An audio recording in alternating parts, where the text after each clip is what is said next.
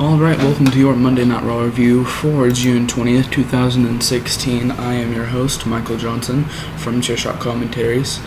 And I thought tonight's Monday Night Raw was pretty good, honestly. It wasn't anything great or spectacular, but it was a lot better than what we have been seeing for the past few weeks. So I will go ahead and get started with the review. The show starts with Dean Ambrose. He exits a taxi and he almost forgets his WWE World Heavyweight Championship, which I thought was a nice intro to the show. It's something that we haven't really seen that much of outside stuff. Not a promo or anything, but of course that promo did follow the intro. Dean Ambrose came out with JBL saying that it is the darkest day in the WWE since Dean Ambrose is the face of the company. The fans were chanting, "You deserve it," at Dean Ambrose before he cut a promo. He said that last night was a long night in Las Vegas. He gives a few moments from the night before mentioning the Money in the Bank ladder match, casting it in on Seth Rollins, and becoming the new WWE World Heavyweight Champion. He says another guy that had a long night was Seth Rollins, who was the right guy at the right place at the wrong time. He says Uncle Dino will teach them a lesson. What goes around comes around. He says he'll give another lesson. Hard work pays off. And when it pays off big. He says that since Seth Rollins calls himself the man and Roman Reigns calls himself the guy, he guesses that makes him the dude, which I remember seeing a post that actually said something sort of like the same way. He says it doesn't matter what they call him because they call him the champion. Roman Reigns comes out to a plethora of boos, but they didn't mute the crowd tonight, which I thought was very good. They're actually listening to us, and it's just good to see that. Whenever Roman Reigns comes out, I noticed that there is a Raw and SmackDown podium. And I thought that would actually mean something tonight, but I suppose not, because later in the night, Michael Cole just said that that's where the general manager of Raw and SmackDown were going to make their picks. So Roman Reigns comes down to the ring, and him and Dean stare down, and the crowd chants, "Roman sucks." He says that last night wasn't his night because it was Dean Ambrose's night, obviously. Roman Reigns congratulates Dean Ambrose, and he says that he is happy for Dean Ambrose. He says that he asked him how good it felt to cash in on Seth Rollins, and Dean Ambrose says that he would have cashed in on him too. And here the crowd starts chanting, "You can't wrestle," at Roman Reigns. And Roman Reigns says all the dudes that are saying he can't wrestle should calm down and take a sip of their beer and shut their mouth. He talks about a rematch when Seth Rollins comes out to a pretty big pop. Rollins says no way, and that's not how this works. He says that last night he achieved his dream of beating Roman Reigns, and that Roman should go to the back of the line, and that Dean Ambrose stole his championship moment. The bottom line is that he never lost the championship properly, and that the championship is going back to where it belongs. Reigns tells him to shut up and to stop complaining, and that there's an easy way to settle this. Rollins says there's nothing to settle, and that he beat Reigns last night, and he is better than him. This causes Shane McMahon to come out, and he thanks the crowd for a warm welcome before congratulating Dean Ambrose on his victory. He says that it's a simple solution to see who will face the champion first, which is a match between them, Roman Reigns versus Seth Rollins. Rollins says they don't need a match and that Stephanie wouldn't approve of his decision. Shane pretends to ask Stephanie. He has his arm around her shoulder, because she's not actually there. And he says that she says she loves it. He says that Stephanie isn't at Raw tonight, which is very good, and that they are going to run the show his way, Shane McMahon is, and that they were going to have a match tonight on Raw. Overall, it was a pretty good opening to the show. I feel like it went on a little long, but most things at the start of Raw do, so I don't really figure that's that bad. I give that segment an 8 out of 10. And also after that, it was announced that there would be a women's championship match between Paige and Charlotte. After that, we get Sami Zayn facing off against Kevin Owens, and in Sami Zayn's entrance, we actually get to see the Spanish announce table, which I thought was odd. It seemed like Monday Night Raw was actually going to be something important tonight, but it really wasn't that important besides a few key moments in the show.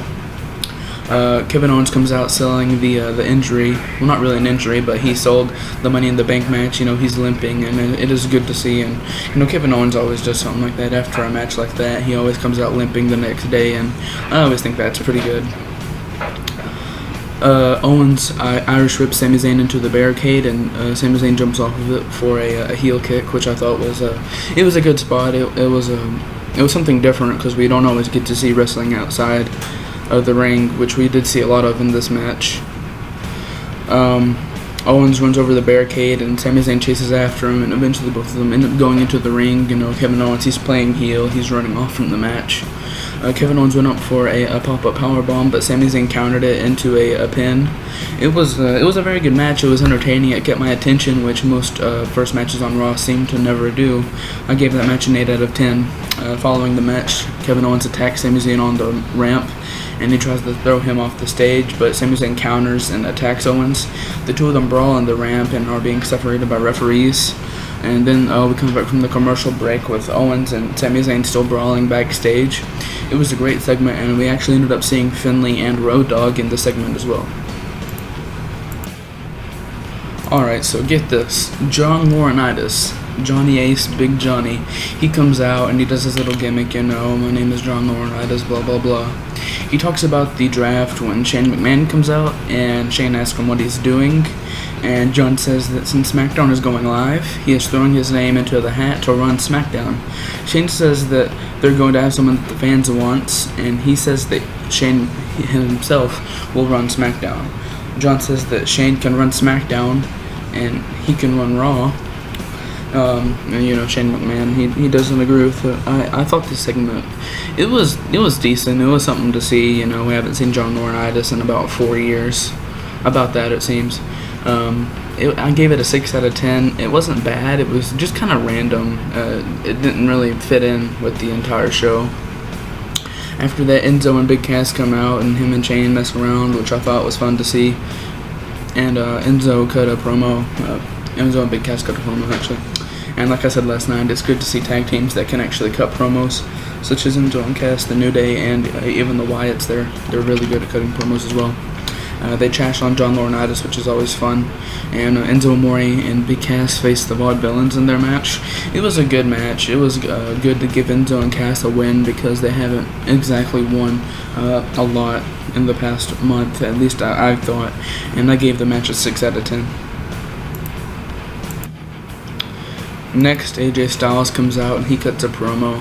He says that the crowd is happy, but it wishes that he could say the same. He says he should be happy because he envisioned his match with John Cena for years. He dreamed about the match and it actually became a reality. He says the match was tainted by guys who were supposed to be more than brothers to him. He says he beat John Cena, and he repeats himself again following that. However, it didn't go down the way it should. He says Gallows and Anderson had no business in his business, and that they need to come out and give him a public apology. And I thought that was kind of odd. The club comes out. Styles says that they've been through a lot, and he says that he gave Cena an excuse, and that they dragged his name through the mud. Carl Anderson says that he's sorry, and Styles accepts his apology, and Gallows is up next, and he apologizes, and Styles accepts his apology as well. But he says that they need to apologize to John Cena himself, and Styles tells John Cena, please come out here and accept the apology. And already I thought this was going to set up something so they could attack John Cena. John Cena comes out and he says he doesn't need an apology. He says that AJ Styles broke the contract, which Gallows says wasn't AJ's fault. He apologizes to Cena, and Carl says that AJ signed the contract and they did not, and he apologizes as well. Cena says Styles is fighting to survive and he desperately needed a win, and he got one. And he says that this is where AJ Styles should be congratulated, but instead he is backpedaling and asking for an apology. Styles says that the club did John Cena a favor and giving him an excuse, and Styles says that he will do him a favor and let him face any member of the club, and John Cena says that he will face AJ Styles tonight on Raw. Styles says that anyone in the club except for him, and Cena asks if it even matters, and that it doesn't make a difference who he chooses because it will always be 1 on 3. Styles says that nobody likes Cena because he always thinks that he is right, and in this case he is wrong. And Styles says he's a man of his word and that Carl Anderson will face John Cena one-on-one. He wishes him luck, and I give this segment a 6 out of 10. So we get John Cena versus Carl Anderson, and noticeably John Cena looks angry throughout the match. He keeps looking towards the stage for the club, and John Cena actually almost won the match when the club did come back out and attack John Cena during the match. The three of them started attacking Cena when they did that little finishing move. I'm unaware of what it's called. I know it's I don't know what it's called, but they threw Cena into AJ Styles, and AJ Styles hit John Cena with the Styles Clash. It was an okay match, really. The segment was okay in general. I gave it a 5 out of 10. It wasn't good. It wasn't bad. After this, Baron Corbin faced Zack Ryder for some reason. And obviously, this was a throwaway match. The match wasn't as bad as I actually thought it would be, though. Zack Ryder got in some pretty cool moves, some pretty decent moves. But in the end, Baron Corbin got the victory, and I rated it 5 out of 10. And after that, we get a promo for the Wyatt family, which I loved because I love the Wyatt family. And that will set up their return for later in the night. Next, we get Paige versus Charlotte for the Women's Championship. And first off, I love the fact that they're actually having a championship match on Raw. It's really refreshing and great to see, especially after not getting one last night at Money in the Bank. But off of a distraction, Charlotte actually keeps the championship just like I thought she would. And the match ended up being a 5 out of 10. It wasn't great, it wasn't bad, it was just a match, But after the match, Charlotte attacks Paige and celebrates inside the ring. And then Sasha Banks actually comes out and makes her return. And I thought that was great because I am a huge Sasha Banks fan. I've loved her ever since she was in NXT. And it's great to actually see her back on Raw because she hasn't been on Raw in what feels like forever. Sasha Banks comes and she just totally she knocks Dana Brooke down, and I thought that was freaking awesome. And she attacks Charlotte in the ring when Dana Brooke comes back and hits her from behind. But Paige actually helps out Charlotte, and Sasha holds up the championship with Paige, and they celebrate in the ring, which I feel like will set up a tag team match on Raw next week. I think that'll be a pretty good match. And hopefully it sets up a match between Sasha Banks and Charlotte at Battleground.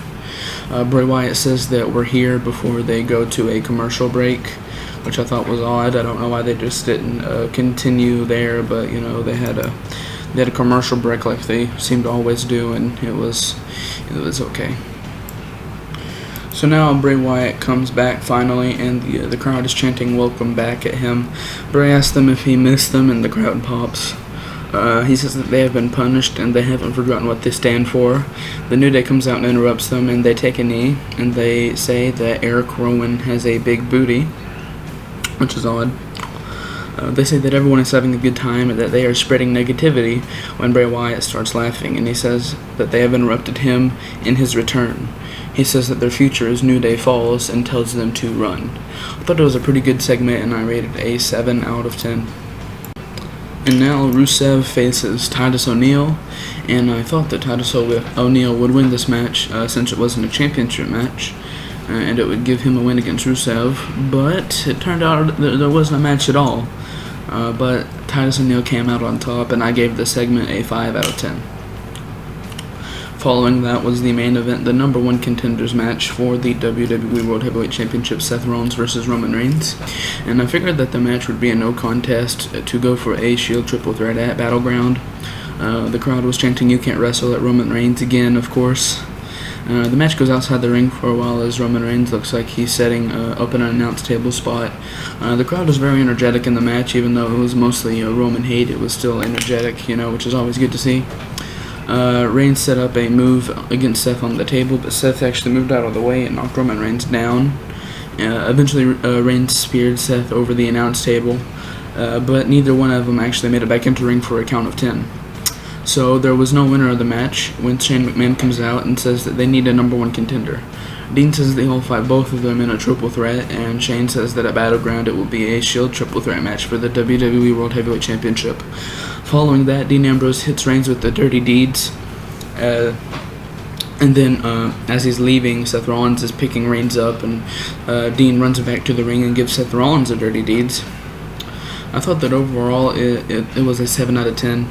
The show was overall pretty good. We got a few key moments in the show with Sasha Banks and Charlotte, the New Day and the Wyatt family, and of course the ending of the show with Roman Reigns and Seth Rollins and Dean Ambrose. So overall, I gave the show a 6 out of 10. Tell me what you guys think about the show in the comment section.